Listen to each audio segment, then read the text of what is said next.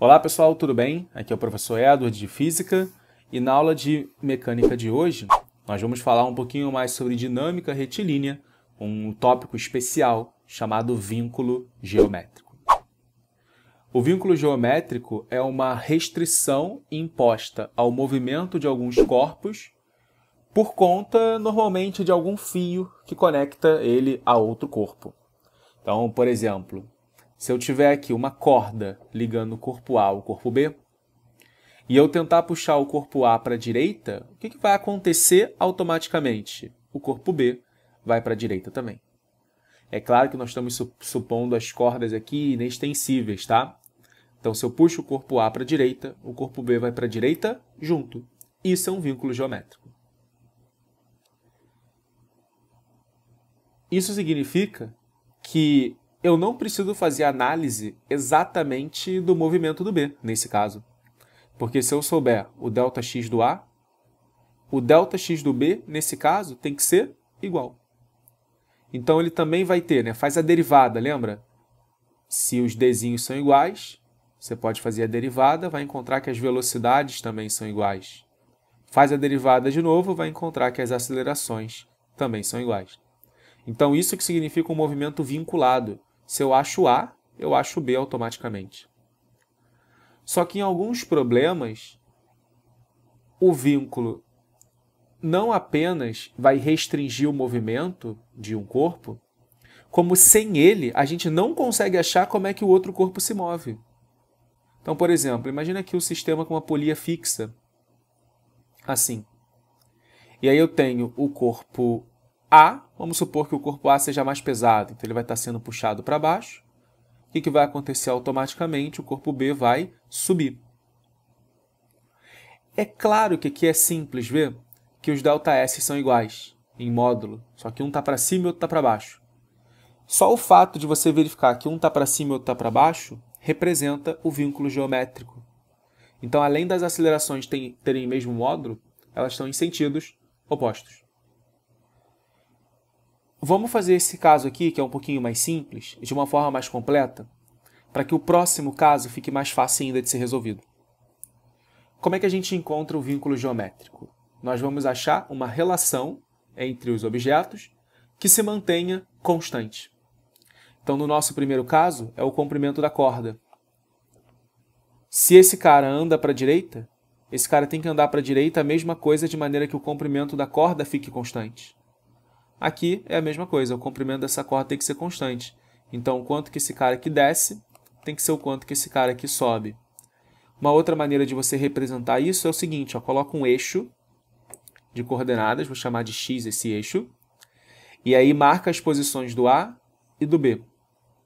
Eu vou botar o zero aqui na polia fixa para ter uma referência, Até aqui vale xb, até aqui vale xa. Aí repara, isso daqui é o comprimento xa, isso aqui é o comprimento xb, isso aqui é constante, Caguei para isso. Ou seja, isso aqui mais isso tem que ser constante. E eu vou chamar essa constante de L. De novo, faz a derivada. Só que a derivada dL dt é igual a zero, porque o L é uma constante, lembra? Se é uma constante, a derivada é igual a zero. Então, olha que legal. Velocidade igual a zero. Deriva de novo. Aceleração mais aceleração é igual a zero. Pronto, achamos o vínculo geométrico, que é uma relação entre as acelerações desses dois corpos através dessa polia. Só que, pessoal, se A de A é igual a A de B, é claro que os módulos são iguais, só que estão em sentidos opostos. Como é que a gente agora parte para a resolução do problema, que é achar essas acelerações? Problema de dinâmica. Marca as forças. Então, eu vou ter aqui os pesos, tração, peso, tração. Então, para o corpo A, nós temos que o eixo está para baixo, tá? Então, tudo que está para baixo é positivo, tudo que estiver para cima é negativo. Vai ficar PA menos T, se força resultante, massa vezes aceleração. Para o B, a mesma coisa. Aí você fala, professor, mas não é ao contrário? Não, olha o eixo. O eixo aqui está para baixo, então tudo que está para baixo tem que ser positivo. Ah, mas está ao contrário, professor. Sim, esse cara vai dar negativo. Não tem nenhum problema. Supondo que o A seja mais pesado, Então esse cara aqui vai dar negativo. vai continuar do mesmo jeito. É que a gente está acostumado a já pensar nos sinais. Então a gente costuma fazer assim, ó. Eu sei que os A's são iguais, mas tem sinais são iguais em módulo, tem sentidos opostos. Eu chamo os módulos das acelerações todos de A. E como eu já sei que o B está no movimento inverso, eu vou inverter essa fração aqui. E aí o A continua igual, o B fica ao contrário. E aí você faz aquilo que você está acostumado, né? Soma esses dois caras, aí corta o T, acha o A, volta e tal. Aí você resolve o sistema do jeito que você estiver mais acostumado. Agora vamos partir para um caso um pouquinho mais complicado, que é o caso da polia móvel. Agora sim, pessoal, vai ajudar bastante se você usar o método que a gente usou aqui. Marcar o eixo, marcar as posições e ver alguma coisa que se mantém constante. Então vamos lá.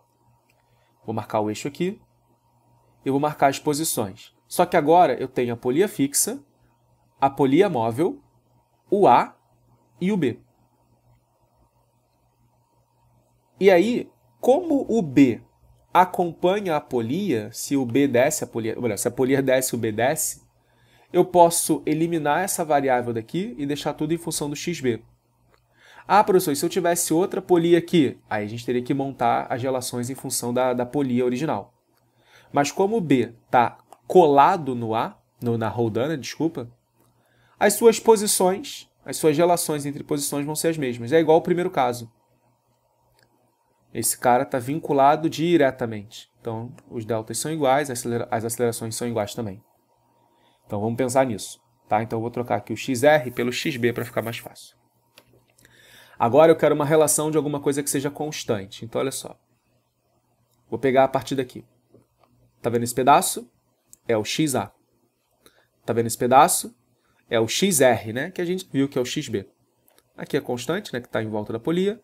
E esse pedaço é XB. Então, ó, XA, XB, XB. Quanto dá isso? É o comprimento da corda, que eu vou chamar de L. Só que aqui, ó, XB mais XB, 2XB. Tá certo? Então, olha que legal. Faz a derivada. É a derivada do L é zero. Faz a derivada de novo. Achamos uma relação entre as acelerações. Ou seja, se o B desce com uma aceleração A, o A sobe, né, com uma aceleração 2 vezes o valor. Ou seja, a aceleração do A é o dobro da aceleração de B. Só que em sentidos opostos, por isso está somando aqui dando zero. Então, se um desce, o outro sobe, só que com metade, né, o dobro das acelerações. Agora a gente poderia resolver o problema do ponto de vista dinâmico, né?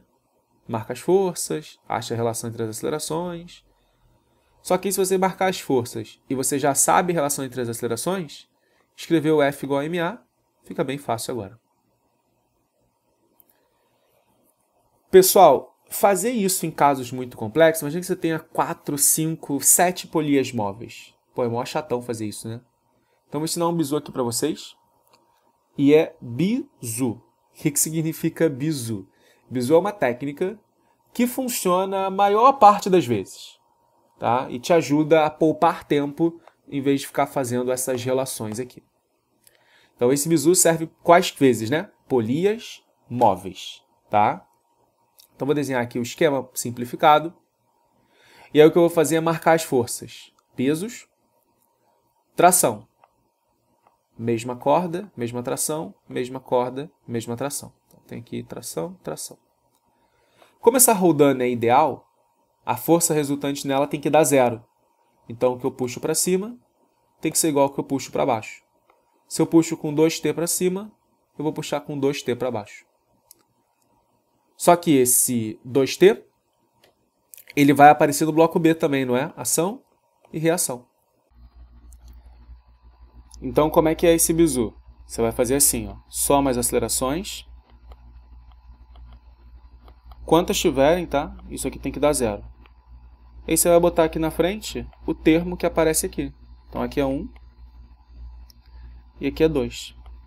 Pronto. Aí você não precisa fazer a soma com a derivada, nada disso. Já sai direto a relação entre as acelerações. Isso facilita bastante você fazer as contas. Isso vale para 2, 3 bloquinhos. Sempre que tiver roldanas, móveis. Aí fica fácil fazer o vínculo geométrico.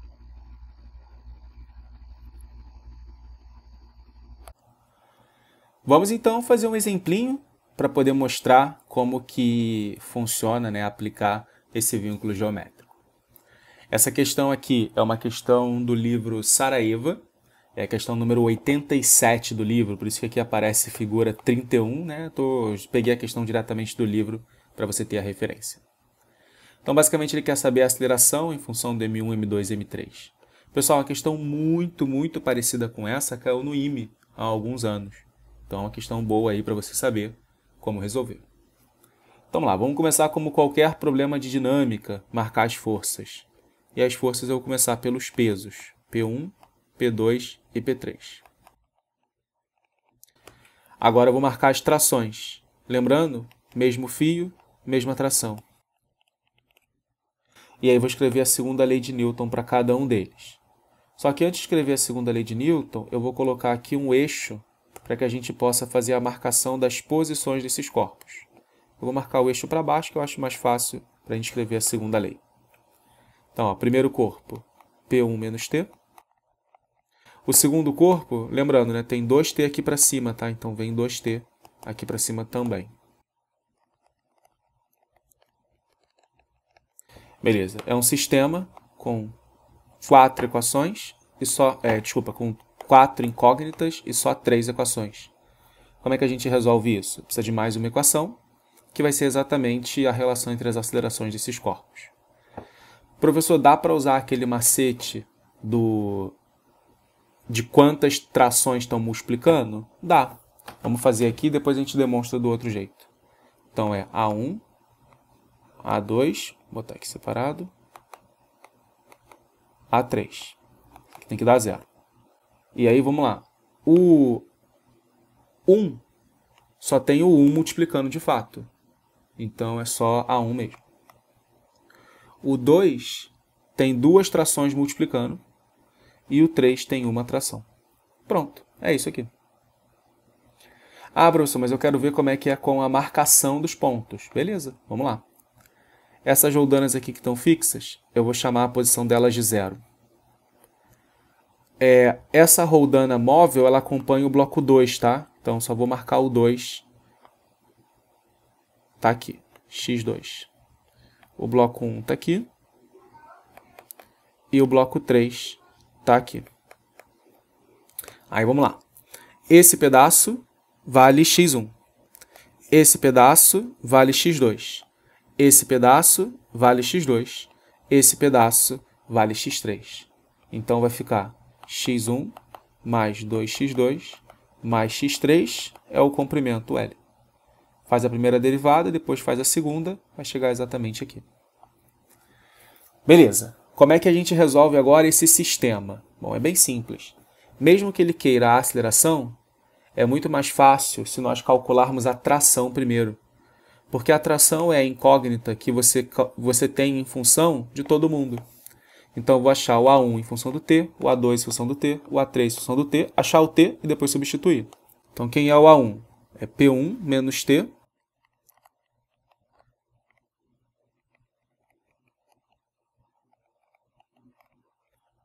Agora eu vou passar o T por outro lado. Aí aqui, ó, eu vou separar essas duas frações. Então, vai ficar M1 sobre M1, que é G, T sobre M1. M2 sobre M2, que é G, 2T sobre M2, com esse 2 aqui, né? M3 corta, vai sobrar um G, passo o T sobre M3 para o outro lado.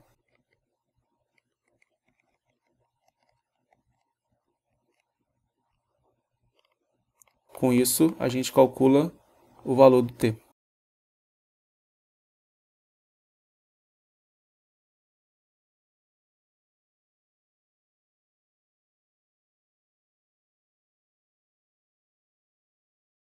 E aí o que você vai fazer é substituir aqui, aqui e aqui para achar as acelerações.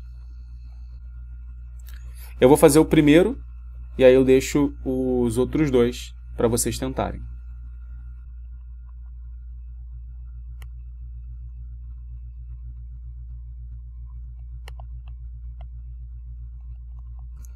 Aí eu vou cortar o M1. Aí passo para cá multiplicando, né?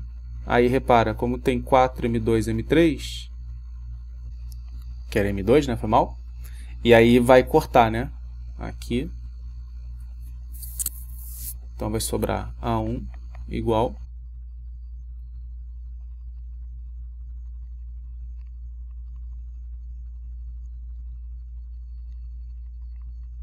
Tudo isso vezes G. Está aqui a nossa resposta para o A1.